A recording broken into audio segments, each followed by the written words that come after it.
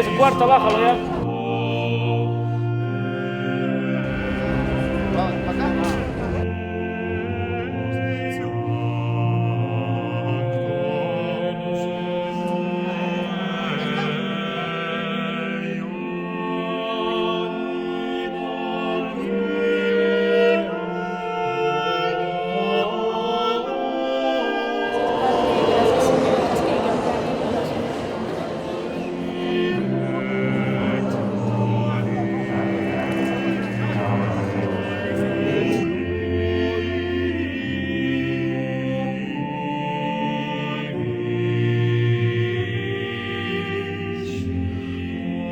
Yo me llamo Lourdes Salvatierra Quispe. Mi padre Hipólito fue músico y pionero de la cerería, ¿no? Del arte en cera. Me dedico, ¿no? A realizar las elaboraciones de las procesiones a base de cera. Y el que me apoya, me ayuda es mi hijo, que es Miguel Alexander Arriarán Salvatierra. Miguel Salvatierra, de la cerería Salvatierra. Por eso lo pusimos cerería Salvatierra, o sea, en honor a mi papá. Bueno, no, Dios nos premió para poder elaborar las andas de Jesús de Nazareno.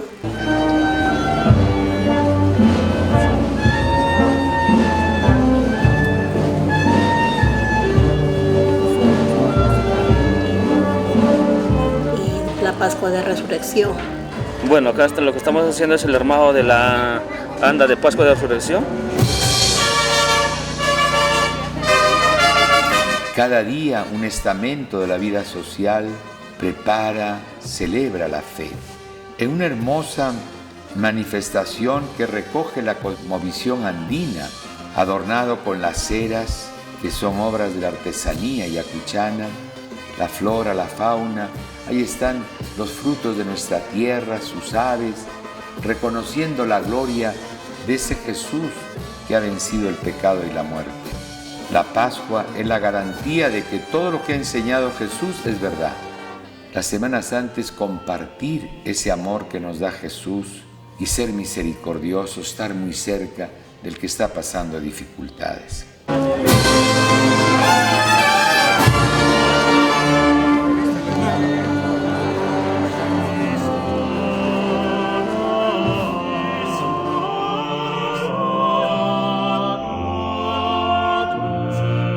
La mujer ayacuchana es fuerte en su fe para ofrecerle con su plegaria, con su vela. Para ellas esa luz continúa su oración, perenniza su piedad.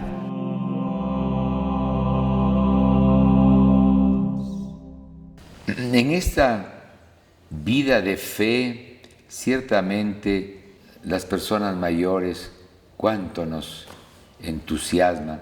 Me encuentro entre los pueblos y también en la ciudad, como a la antigua, primero besan el anillo y después piden la comunión. Bendícenos, papá, voy a tocar. ¿Cómo haces también? Sí, papá.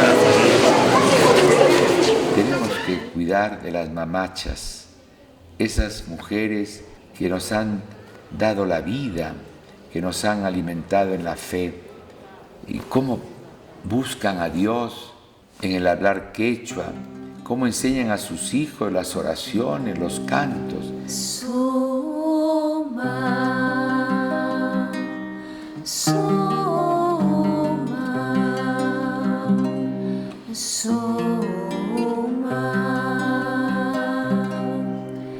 ancha soma mi kanki, Dios taitaiko,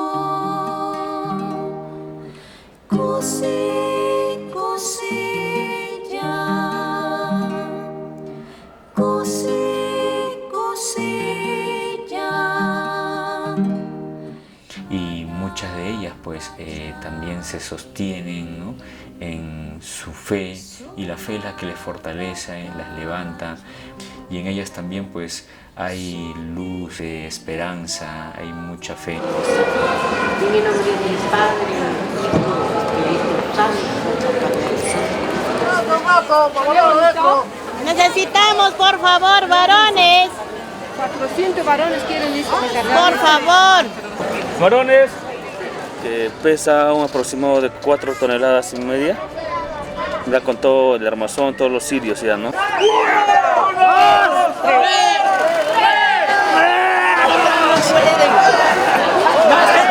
Velando a la iglesia.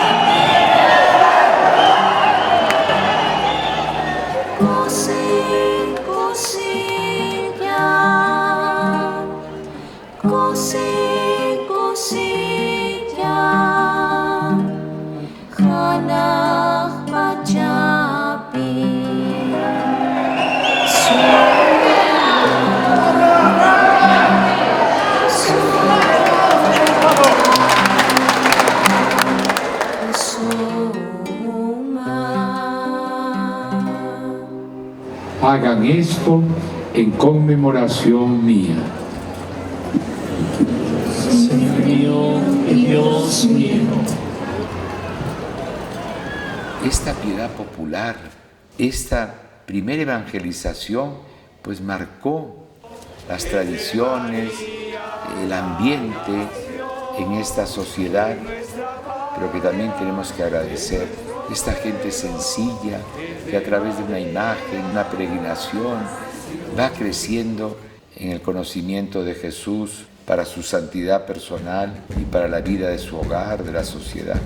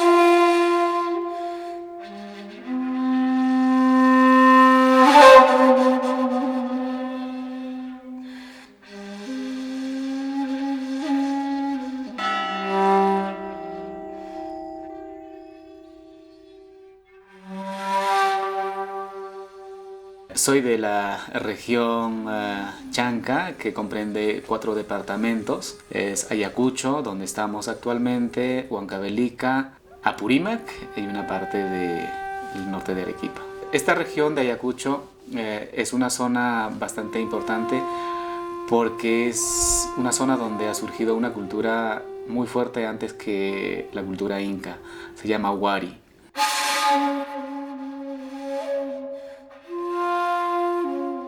Que es exactamente previa a la cultura inca.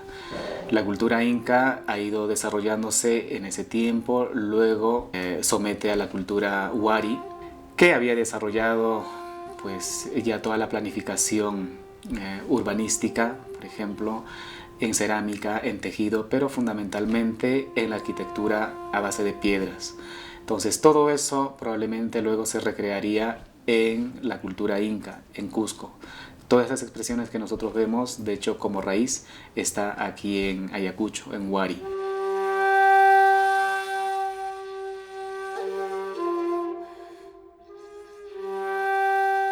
Al mismo tiempo, también la cultura huari como imperio que había comenzado a desarrollarse, de hecho, al someter a todos los pueblos vecinos, incluido esta zona, la cultura huari, pues el quechua adquiere como idioma un estatus bastante importante. Era el idioma del imperio. De modo que desde entonces todas las culturas alrededor de Cusco pues hablamos el quechua.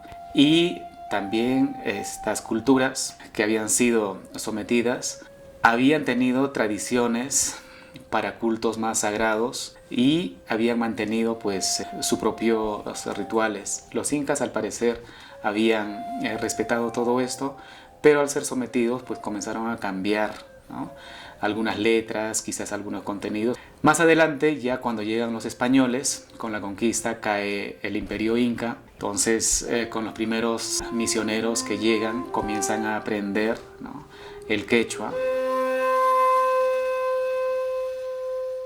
San Juan de la Frontera de Huamanga constituyó desde su fundación en 1539 un punto intermedio entre Lima y el Cusco.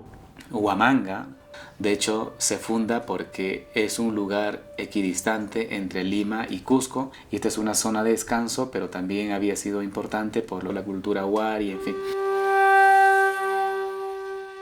Huamanga significa, originariamente, viene de la palabra huamán.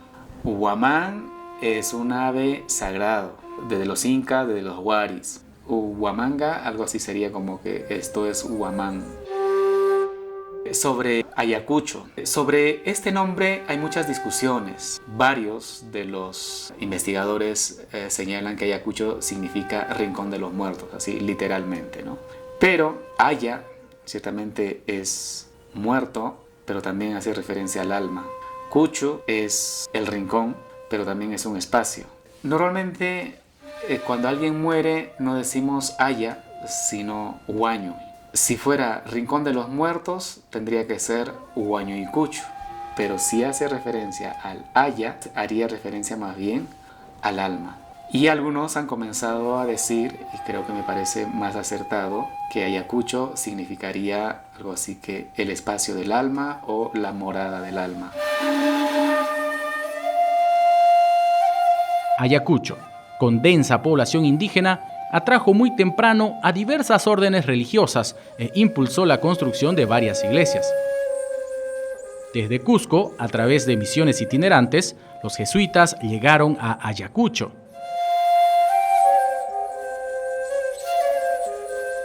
Iglesia y Colegio de la Compañía, Ayacucho, Huamanga.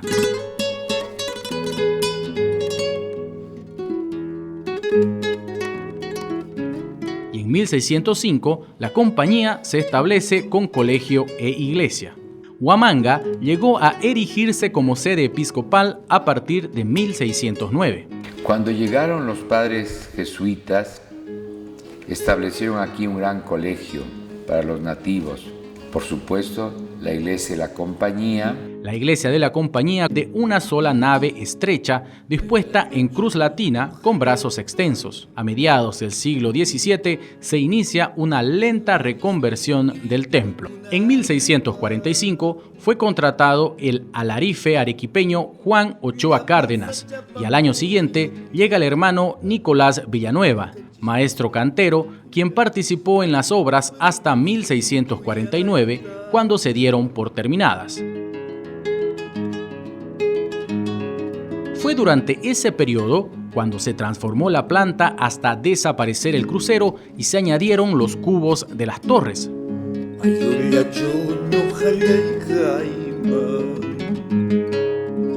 En la década de 1690, Los bienes legados por el padre Francisco de la Maza, criollo huamanguino, facilitaron la terminación del colegio y del templo.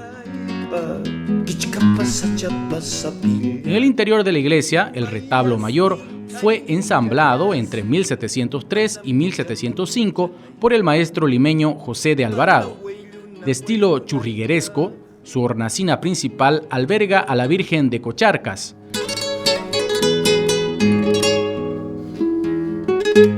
San Ignacio y otros santos de la compañía aparecen en otros nichos con el remate del monograma de Jesús sostenido por ángeles. Los confesionarios originales de madera de esta iglesia se encuentran en la Catedral de Ayacucho. Podrían ser obra del círculo de ensambladores que trabajó en el altar mayor junto con el maestro Alvarado. Los 4 confesonarios con las imágenes de los primeros santos de la compañía están en la catedral. Es una obra barroca, muy cómoda porque hasta hoy día yo soy el penitenciario en uno de esos confesonarios.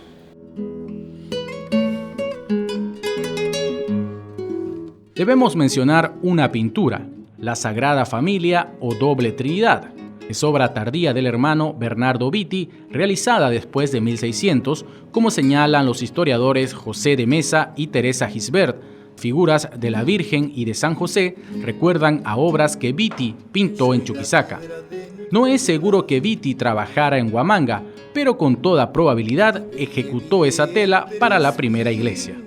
Mucho del arte del templo de la compañía no sabemos qué pasó, aunque no hace mucho alguien en Lima, por manos de un confesor, me ha hecho llegar un hermoso cuadro de San Francisco Javier mirando la China.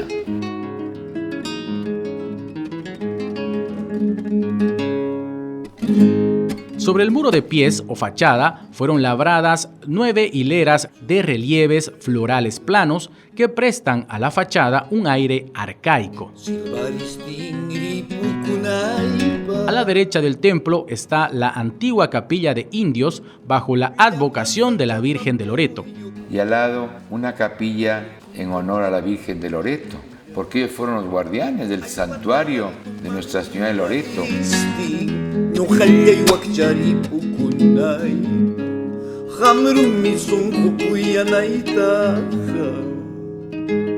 Una capilla anexa se abre a la derecha del atrio, donde actualmente funciona una escuela de música. Su portada tiene una ornamentación particular, el monograma de María sostenido por la figura de un elefante, que simboliza la castidad y la templanza.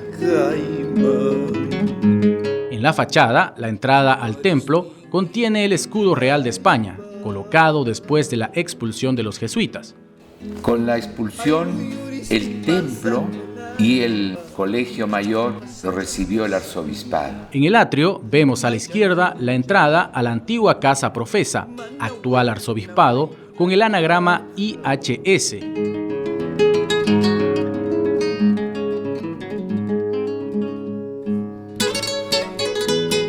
En este patio primero, muy valorado por los arquitectos, por la armonía, por el arte que encierra. El antiguo colegio de los jesuitas mantiene el claustro principal. Se compone de una sencilla arquería en planta baja, un patio con fuente y en el piso alto partes con balustrada de madera. Viendo los claustros y al fondo lo que es el comedor. Atrás, en el patio más antiguo, estaba el refectorio o comedor del colegio.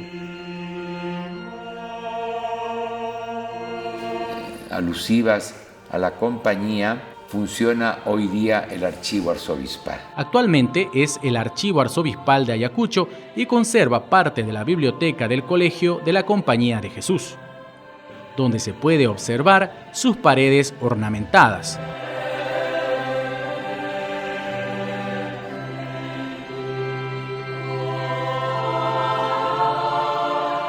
Con la leyenda Ad Majorem Gloriam Dei, a la mayor gloria de Dios.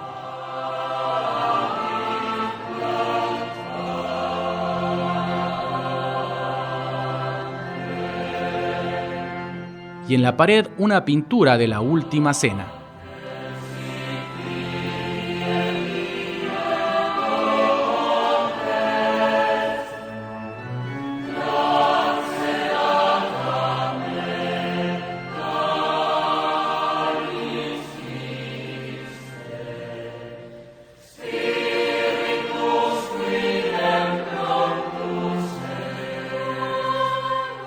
podemos ver manuscrito en los libros de la librería de la Compañía de Jesús de Huamanga y un sello con el IHS.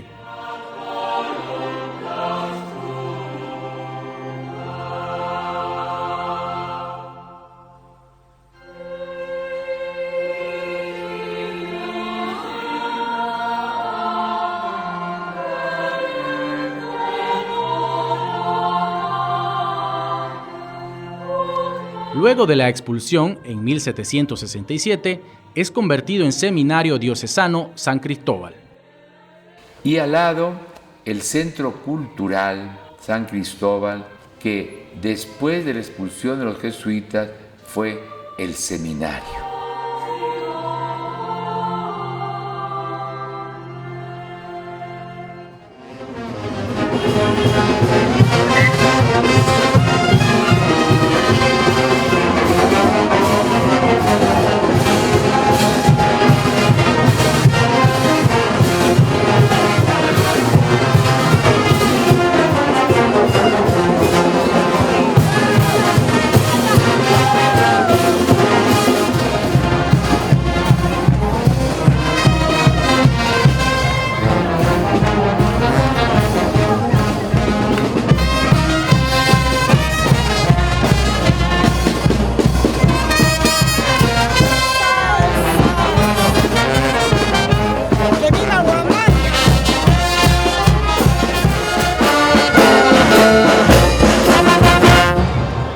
Hay dos costumbres muy antiguas. La tabla de Sargua, un pueblo en la provincia de Víctor Fajardo, donde el papá o el padrino le entrega al hijo, al ahijado, una tabla. Yo le llevé al Papa Francisco y le gustó mucho, donde le recuerda lo que tiene que ser el lugar de la oración, de la amistad, del perdón, del trabajo. Y lo ponen en la puerta para recordarse cuando salen que hay que hacer vida de hogar. Y la otra costumbre que también es muy bonita, al coronar tu casa, siempre la experiencia del techo es muy humana. Ya hemos concluido una buena parte del proyecto de la casa. Entonces arriba ponen o una imagen religiosa o una fachada del templo o unos ángeles, como expresar la gratitud a Dios. Y por eso piden la bendición de la casa. Fui algunas veces invitado justamente por las mamitas o las mamás. La costumbre que tienen aquí pues es cuando se termina de techar una casa, que consiste en hacer una oración, bendición de la casa. Y en la parte superior de las casas suelen poner una cerámica. Y esa cerámica es la imagen de una iglesia. Algunos ponen una cruz y celebran también con comida. Pues a este acto se le llama Zafa Casa. Juntan dos miradas, ¿no? La cultural andina, pero también la religiosa que hemos heredado, ¿no? De la evangelización europea llegada aquí a estas tierras, ¿no? Entonces, y celebran, ¿no? La familia y los vecinos. En Quinua, distrito de Quinua, hay un centro poblado allí, pues se le conoce como un barrio artesanal. Ahí también hay pues casas, talleres, y que ahí elaboran estas cerámicas, estas pequeñas capillas que la trabajan las familias, ¿no? No solo esto, sino mucha más cerámica también, ¿no? De la vida religiosa, cultural, social de la región de Ayacucho, ¿no? Y luego aquí en Ayacucho mismo, en la ciudad también hay un barrio artesanal que se llama Santa Ana también. Estamos en Santa Ana, José de la Cruz Arango. La familia de mi mamá es Huamán y bueno, cuando contrajo matrimonio con mi papá formaron la familia de la Cruz Huamán. Y mi papá es artesano desde el momento que se casó con mi mamá, porque mis abuelos ya eran artesanos. Mi suegro era artesano, hacía frazadas en telar. Entonces él me ha enseñado. Mi hijo tiene los colores. Solamente nos encargábamos de preparar los materiales del teñido, de hacer los lavados, preparar en rollitos para que puedan tejer en el telar. Solamente los varones tejían. Esta que pasa se llama urdiembre y esta es de algodón. Entonces, pero la lana del tejido es de lana de oveja. Los tintes que se utilizan mayormente son naturales, cochinilla, eucalipto, nogal y otras hierbas silvestres. Lento nomás como un modo de distraer algo así, hago. Ya no eres como joven, tengo 95 años. Mi papá sigue tejiendo hasta la fecha y es un orgullo para nosotros que continúa tejiendo a su edad, ¿no? Porque no encuentro árbol frondoso, entre tunales lloro mis penas. Paj, papaquichicapata humillampi. Santa María, Madre de Dios, ruega por nosotros los pecadores, ahora en la hora de nuestra muerte. Amén. Oremos, hermanos y hermanas, en esta noche santa en que nuestro Señor Jesucristo ha pasado de la muerte a la vida. La Iglesia invita a todos sus hijos, diseminados por el mundo, a que se reúnan para velar en oración. Y concédenos que la celebración de estas fiestas de Pascua encienda en cada uno de nosotros deseos santos y que podamos llegar con corazón limpio a las fiestas de la eterna luz. Es la luz de Cristo. Demos gracias a Dios.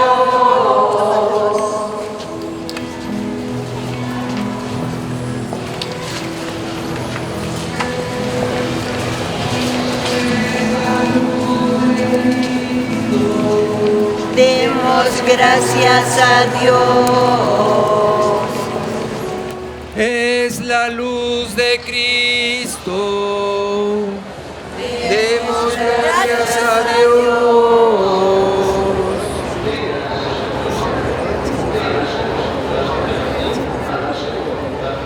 Resuene este templo con las aclamaciones del pueblo. El Señor está con ustedes. Levantemos el corazón.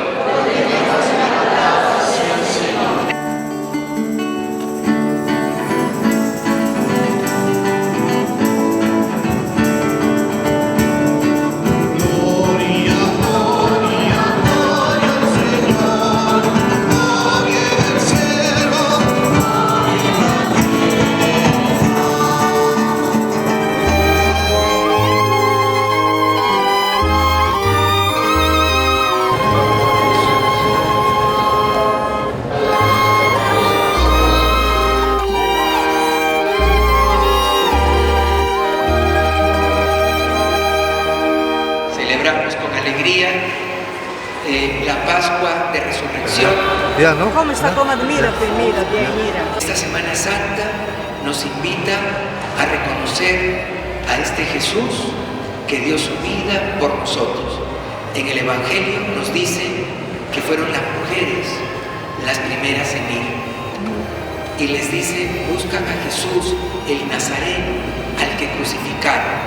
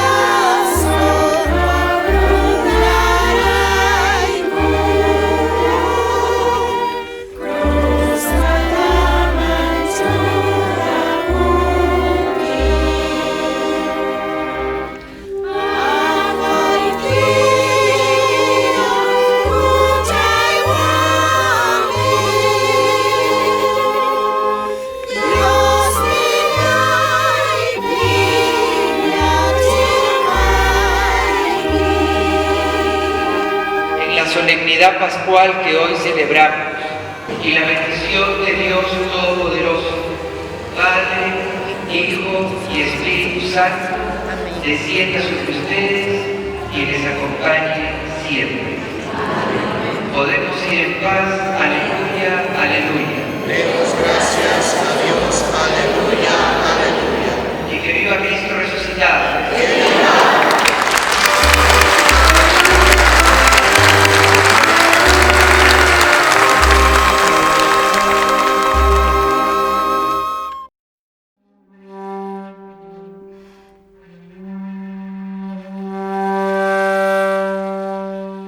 Trujillo. Trujillo era la ciudad hegemónica, aquella que heredó el poder macro-regional en las Huacas de Moche y que luego se consolidó con Chan Chan, y cuando Almagro viene por estas zonas se da cuenta que realmente era importante fundar la ciudad encargada por Pizarro en un valle como este, en donde se veía que el poder geopolítico estaba todavía fuerte y que era fácil de utilizar para las nuevas estrategias de la invasión hispana. Lo más importante que se conserva acá pues son las ruinas de una gran civilización llamada Chimú, Chimo o Chimor. Esta civilización construyó lo que actualmente se denomina la ciudad de barro más grande del mundo antiguo, y la ciudad se llama Chan Chan. Aquí es otra lengua, se hablaba. Aquí se habla la lengua quiñan. El quiñan, que es una lengua que se pierde. Ya en el siglo XVII ya no hay quiñan hablantes. El quiñan es la lengua de los chimús.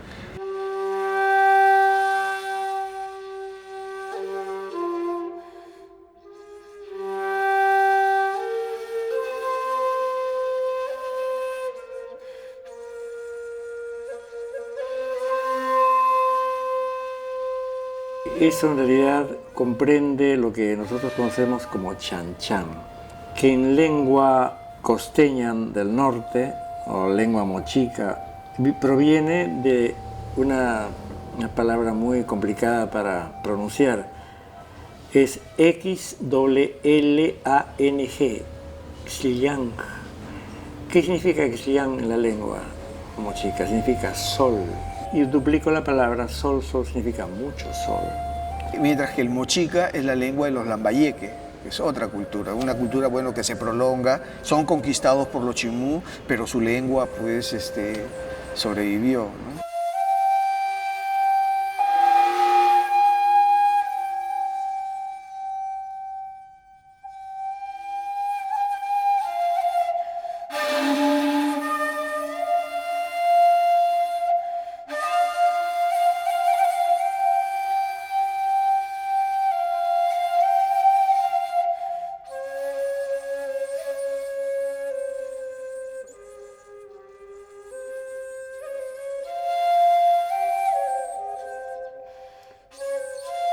Otro de los puntos importantes que nos referimos en Trujillo puede ser el solar o la casa de uno de los fundadores de la ciudad de Trujillo, que queda muy cerca de la Plaza de Armas, al frente de la catedral nuestra.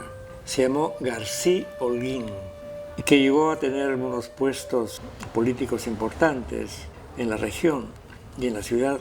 El señor Holguín es muy importante en este sentido, porque él estuvo al lado de Hernán Cortés durante la conquista de México. Luego vino acá a Trujillo y estuvo con Pizarro. Y bueno, después de fundar la villa de Trujillo, él prefirió estar en esta solariega ciudad. Eso es, digamos, uno de los elementos que nosotros estamos muy orgullosos de tener, aparte de las casonas típicas de Trujillo y las iglesias, y una de las cuales la iglesia de los jesuitas tiene pues un historial muy interesante, muy importante. Su establecimiento más importante en esa región fue el Colegio del Salvador de Trujillo y su iglesia de la Compañía. Mi nombre es Juan Castañeda Murga, soy docente de la Universidad Nacional de Trujillo y estamos aquí en la iglesia de la Compañía de Jesús.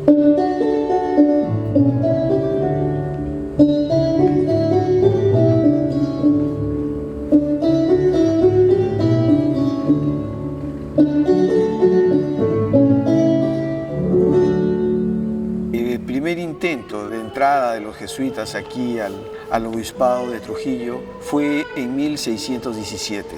Ese año el virrey príncipe de Esquilache asignó la doctrina de Lambayeque, pero resulta que esta era la doctrina más rica del obispado de Trujillo, ¿no? Por lo cual motivó pues, la oposición del obispo, ¿no? Fray Francisco Cabrera.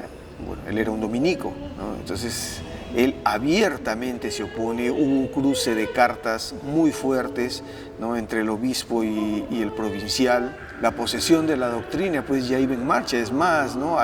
El virrey le da de plazo a los jesuitas para que aprendan la lengua, ¿no? La lengua nativa, la lengua mochica.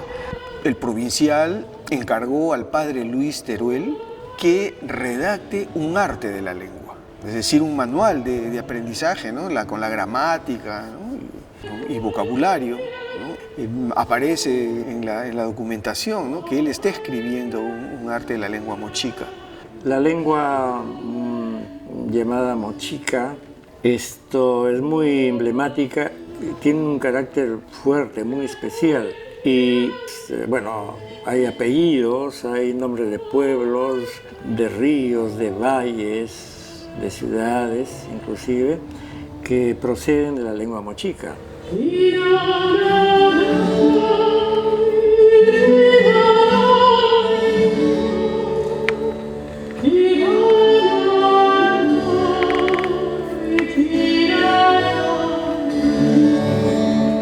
Y en el entretanto, en 1619 ocurre un terremoto, ¿no? El terremoto de San Valentín, porque ocurrió el 14 de febrero.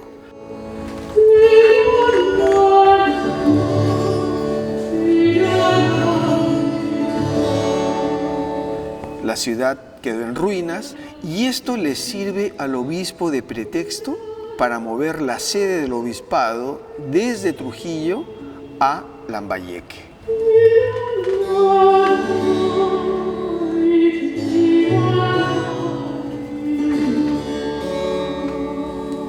Lo cual no contó con la anuencia de todo el cabildo catedralicio, y el obispo lo hace, ¿no? A los pocos días del terremoto, él se está mudando a Lambayeque. El virrey le escribe, tiene que volverse rápido a Trujillo. Los jesuitas también escribieron quejándose al obispo por esta medida.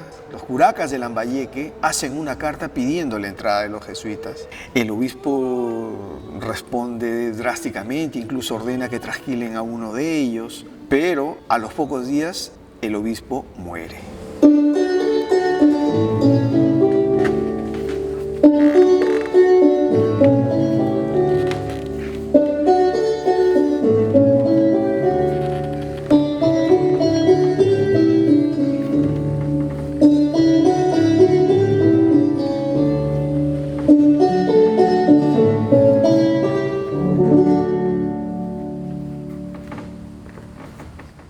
Retorna el cabildo, retornar a Trujillo.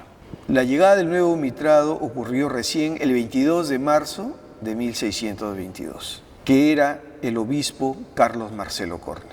Uno de los que ayudó a hacer precisamente este templo fue Carlos Marcelo Corne, el quinto obispo de Trujillo y además trujillano de nacimiento. Iglesia y Colegio de la Compañía, Trujillo.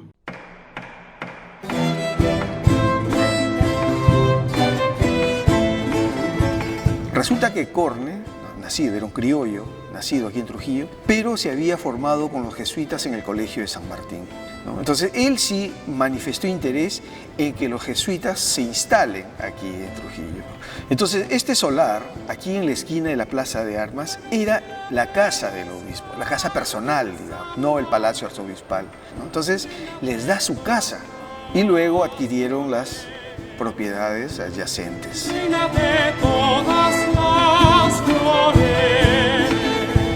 Al año siguiente, en 1623, empezaron las donaciones.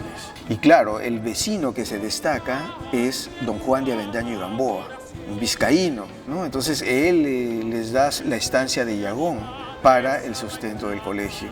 Luego el obispo Marcelo Corne también, él compra de su peculio la hacienda de Gazñape en el Valle de Chicama y le dona a la Compañía de Jesús, ¿no? para que sirva para la manutención del colegio, dice en la Escritura. No soy sujeto para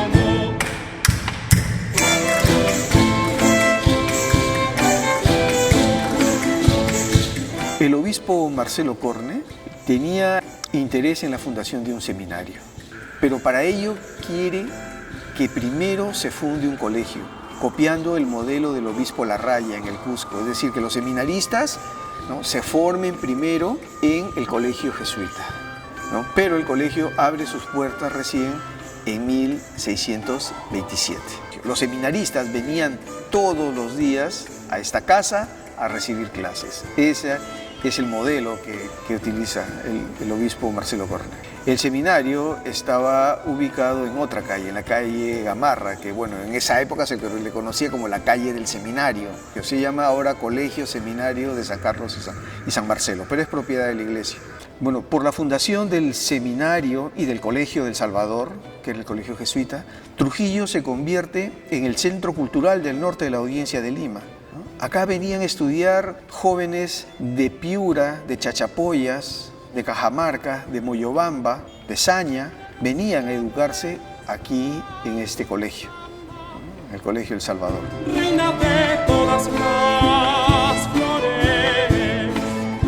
Del antiguo colegio permanece el claustro principal, íntegramente restaurado en años recientes.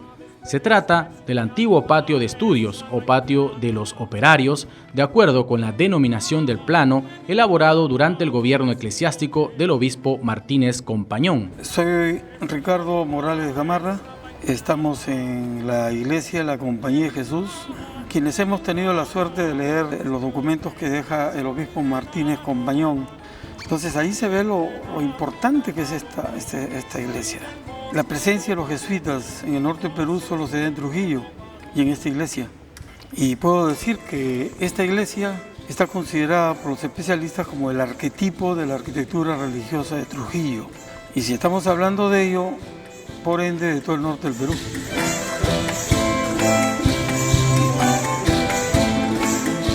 Entonces, esta iglesia, por ejemplo, es muy importante cuando trabajamos la construcción de la Catedral de Trujillo. Han habido muchas polémicas respecto al autor, al arquitecto. Finalmente encontramos el documento de fábrica y sabemos que es Francisco de Soto Ríos, un arquitecto no muy conocido por estas zonas, pero sí estaba haciendo en ese momento la cúpula de la iglesia de Catacaos, que es un pueblo muy importante cerca a Piura, muy al norte del Perú. Entonces es interesante cuando uno lee el documento, el obispo con su cabildo eclesiástico le indica, le da instrucciones precisas. Le dicen a Soto Ríos que tiene que hacer una cúpula más hermosa que la cúpula de los jesuitas. Copia o réplica se va convirtiendo ya en una pauta, en un modelo arquitectónico. La construcción de la iglesia empieza en 1631. Se está ubicando como un templo antes del actual edificio de la Catedral de Trujillo. Se contrata a un alarife portugués, Alonso de las Nieves.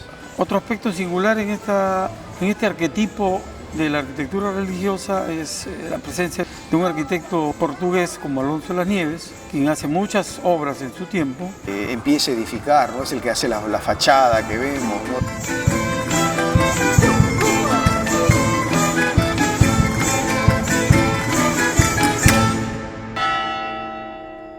Y estas 4 pechinas que nosotros vemos aquí en la iglesia también marcan una pauta. No hay iglesia en Trujillo que no tenga las pechinas decoradas con los evangelistas. Entonces estos evangelistas para nosotros tienen un valor importantísimo porque marcan una manera, no voy a decir estilo, sino simplemente seguir una huella de lo que hace don Diego de la Puente, que es el maestro jesuita, que pinta estos 4 evangelistas. Lo que vemos nosotros aquí en esta pintura de don Diego de la Puente, como todos los jesuitas, como Bernardo Vitti, que es el más importante, es una expresión del barroco en donde los movimientos de los paños, los drapeados son realmente bastante enérgicos. Hay que entender que el barroco en Trujillo del siglo XVII es un barroco muy clásico, cauteloso en su expresión. Estudiar el periodo barroco en Europa necesariamente nos impone estudiar lo que sucede en América.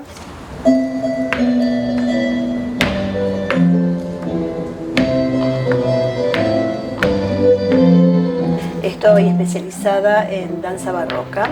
Fijé la atención sobre lo producido en América.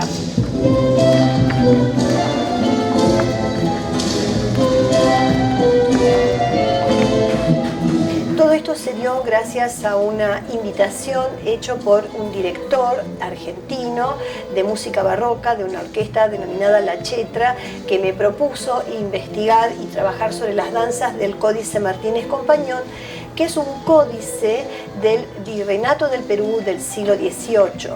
Y necesitaba sin duda meterme en ese mundo cultural, en ese mundo social, en ese mundo coréutico para alcanzar a hacer un trabajo de reconstrucción. Y para eso tuve que estudiar mucho, porque los que estamos trabajando en barroco necesitamos tener una mirada muy cuidada sobre los repertorios que estamos ejecutando.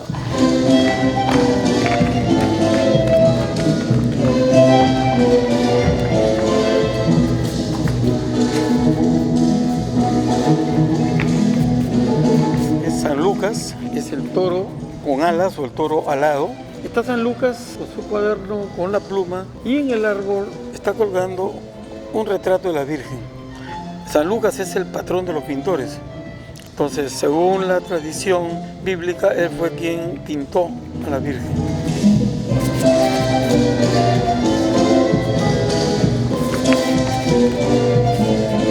San Mateo también en su actividad de evangelista, registrando toda esta historia sacra de Jesús. Y lo interesante ahí, para quienes no recuerdan mucho el arte virreinal, es el ícono de San Mateo es el hombre, no es el ángel. Lo que aparece ahí es un ángel, pero en realidad es un hombre con alas.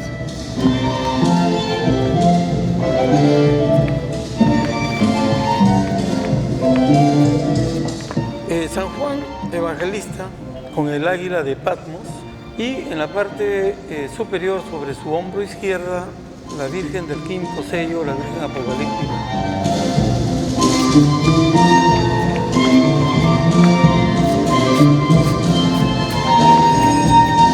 San Marcos es otro de los evangelistas, con su ícono o atributo iconográfico, que es el león alado.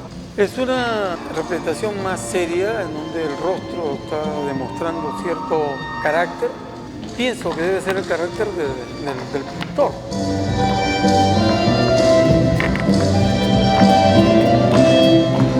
Soy Teresita Campana, soy bailarina, docente, coreógrafa.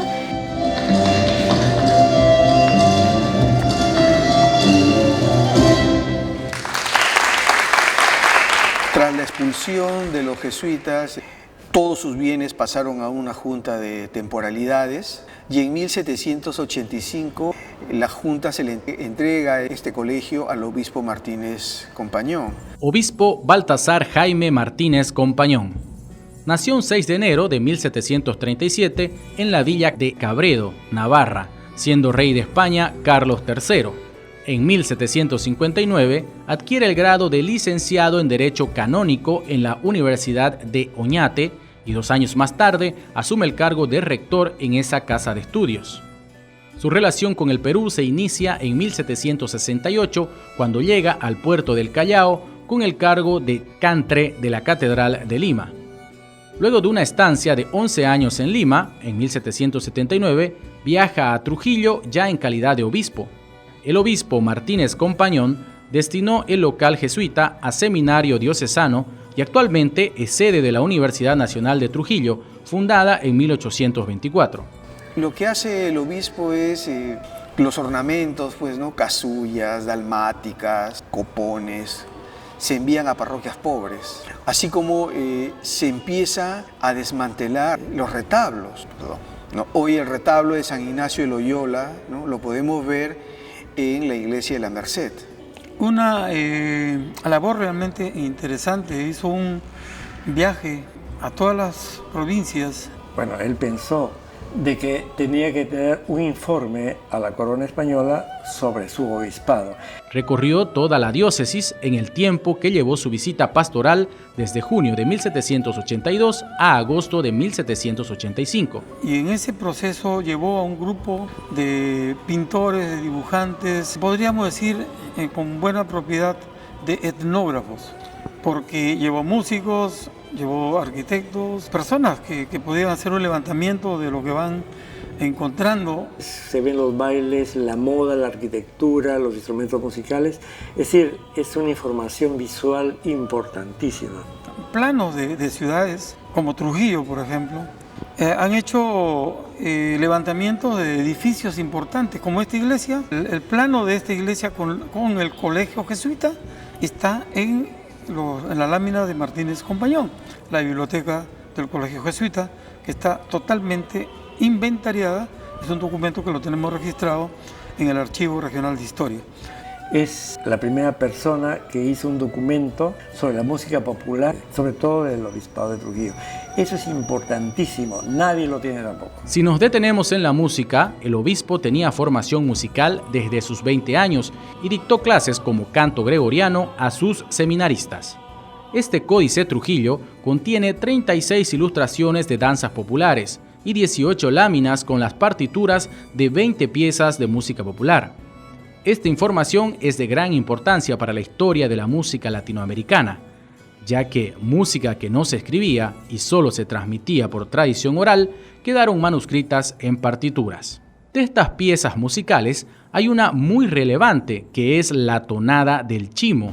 Ellos le llamaban tonadas, pero entre ellas lo importantísimo es que hay una que se llama la tonada del chimo.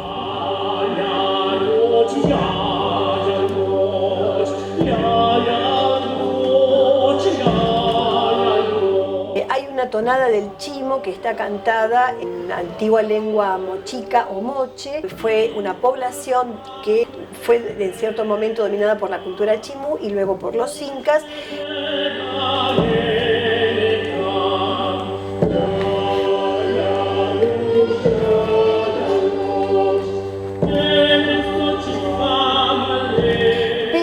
En este caso aparece textualmente a través de una transcripción fonética de la lengua moche, pero fíjense que también es importante pensar en este encuentro porque en algún momento de la misma tonada se habla de Jesucristo.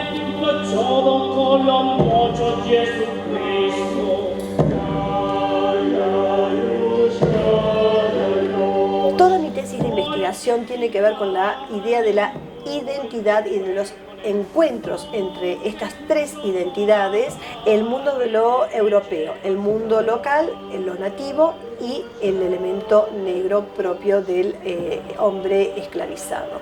En este códice hay distintas identidades que nos van diciendo justamente las letras de qué está hablando cuando estamos bailando las cachuas y tonadas.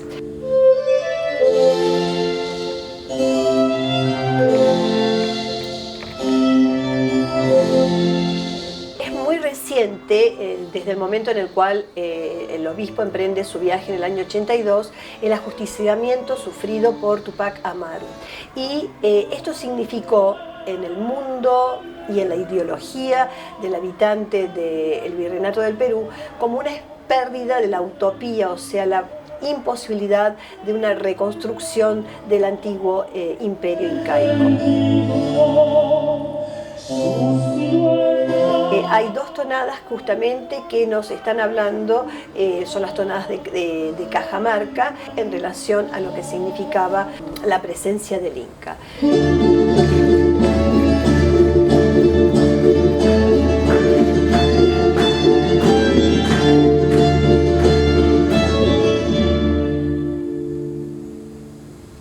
La cacho también es una danza precolonial y es una forma también de compás binario. Hay cachos que hablan de la natividad de Cristo, de la celebración al nacimiento de Cristo nuestro Señor.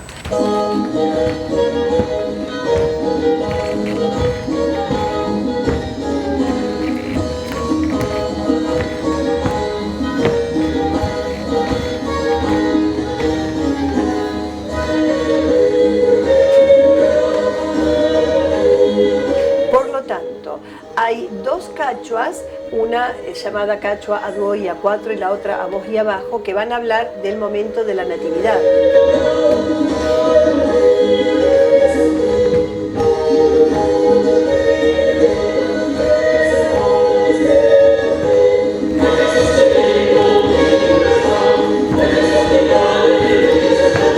Hay una tercera cachua serranita, que habla de la celebración de la Virgen.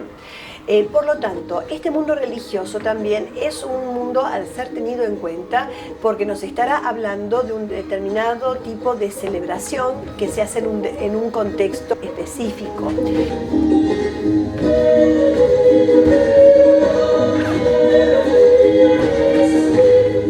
El Códice Martínez Compañón tiene un carácter popular y anónimo. No tiene, digamos, ninguna identidad en especial que nos dé cuenta sobre alguien que dejó determinadas las danzas.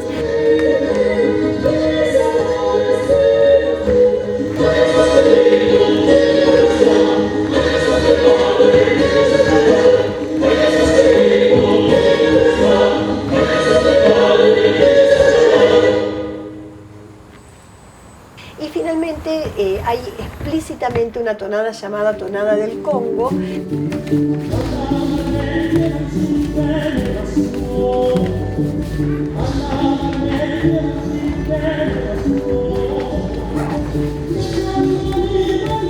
Muestra a través de su letra toda una evocación de la tierra africana.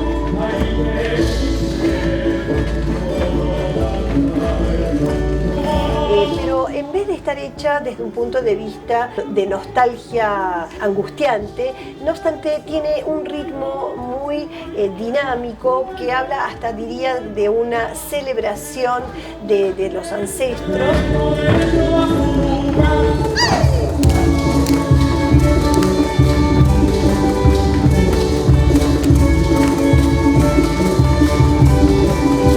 Hay una nostalgia por la tierra perdida, pero sin embargo hay un ritmo muy vivaz y muy dinámico, que hace sí que hoy lo podamos pensar en relación a los festejos que son parte de la comunidad afroperuana, y que son, insisto, dislocamiento del cuerpo con una energía exacerbada y muy afín a otras danzas de origen africano que están en América del Sur.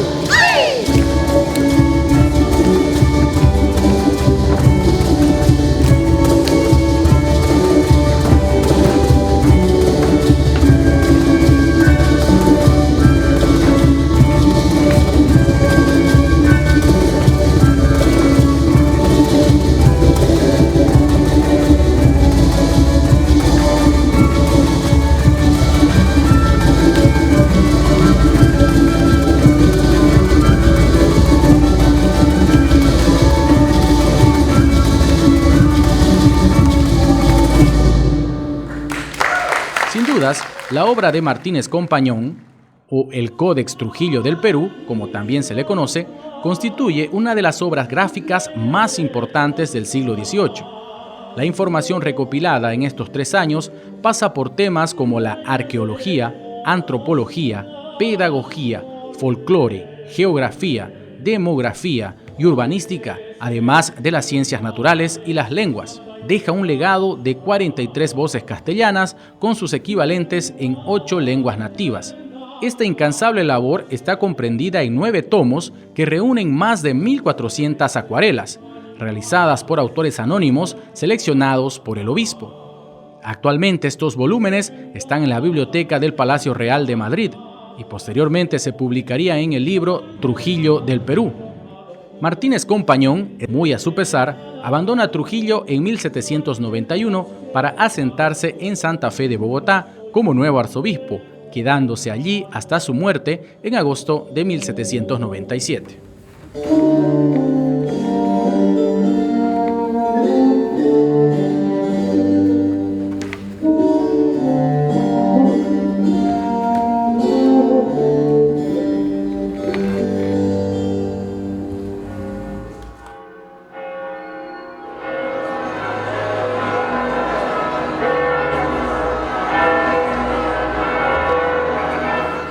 arzobispo Salvador Piñeiro y especialmente en estos días que llamamos santos, 11 días que vivimos el misterio de la cruz y concluye con la gran fiesta de la Pascua. Esa fiesta no tiene mayordomo, ni cofradía, ni hermandades. Ahí es el pueblo, el primero que llega a codazos, entra bajo las andas para proclamar su fe. Gloria a Dios en el cielo y en la tierra a los hombres que ama el Señor.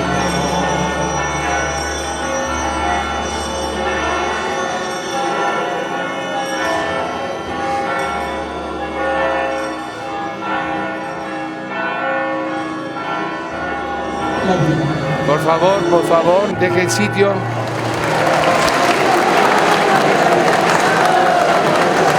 ¡Viva Pascua de Resurrección! ¡Viva Pascua de Resurrección!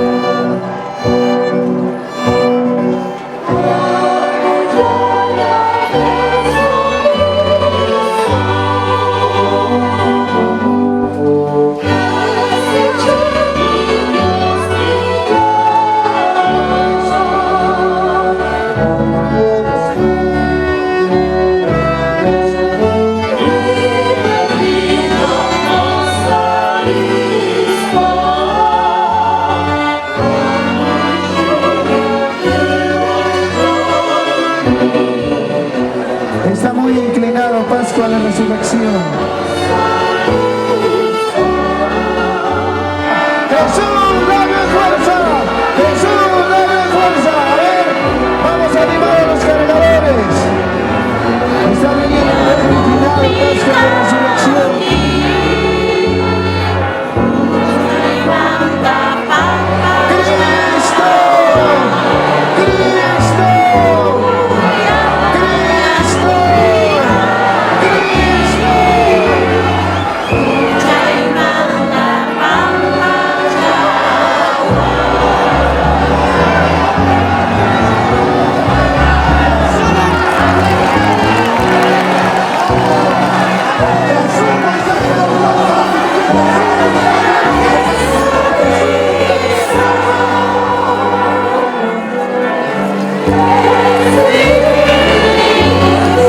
Que nos bendiga Dios Todopoderoso en la solemnidad pascual que hoy celebramos en nuestros corazones. ¡Viva el Señor de la Pascua! ¡Ayacucho! ¡En Semana Santa!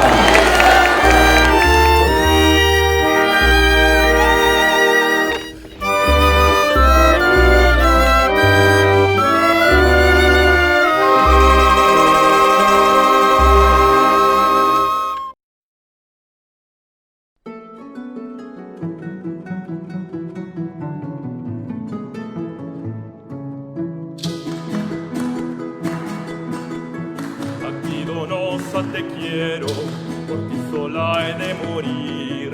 A ti, Donosa, te quiero, por ti sola he de morir. No rehuses en mandarme, Chinita, Donosita, parientita. No rehuses el mandarme, que te pretendo servir. No rehuses rehuses el mandarme, que te pretendo servir. Adiós, chinita, adiós, hermosa, adiós, chinita, adiós, hermosa, adiós, lindita, adiós, donosa, adiós, lindita, adiós, donosa. Arande, arande.